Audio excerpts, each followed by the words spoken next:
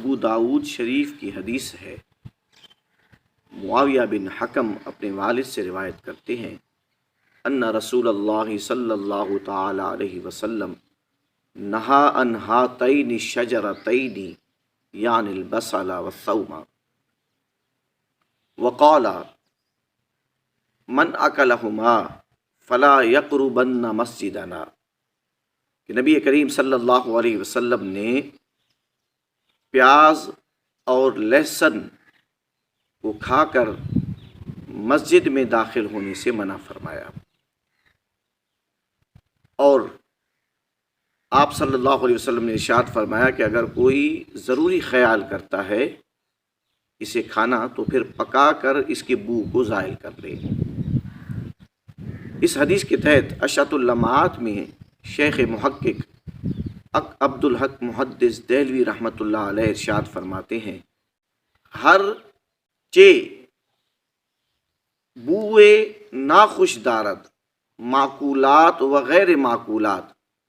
دریں حکم داخل است، ہر وہ چیز چاہے وہ کھانے کی قبیل سے ہو یا وہ چیز نہ کھائی جاتی ہو، بدبو رکھتی ہو تو پھر اسے استعمال کر کے یا اس چیز کو کھا کر مسجد میں داخل ہونا ممنوع ہے۔ تو اس حکم سے پتہ چلا کہ مسجد میں داخل ہوتے وقت ہمیں اس چیز کا لحاظ رکھنا ہے کہ ہم کسی ایسی چیز کو استعمال نہ کریں کہ جس میں بدبو موجود ہو، چاہے وہ کھانے کی چیز ہو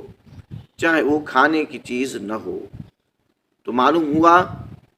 کہ سگریٹ ہو، حقہ ہو، یہ کیونکہ بدبو رکھتی ہیں تو استعمال کر کے مسجد میں داخل ہونا ممنوع ہے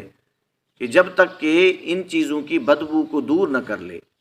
اسی طرح علماء فرماتے ہیں کہ کوئی ایسی دوائی استعمال کرے کہ جس میں بدبو موجود ہو تو اسے اچھے طریقے سے دھو کر صابن وغیرہ لگا کر پھر مسجد میں داخل ہو۔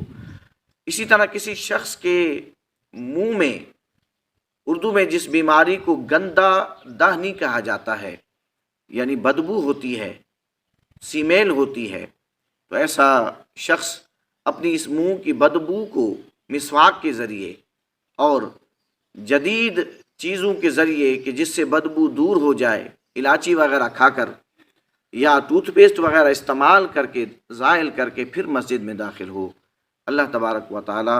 ہمیں آداب مسجد کا خیال رکھنے کی توفیق عطا فرمائے۔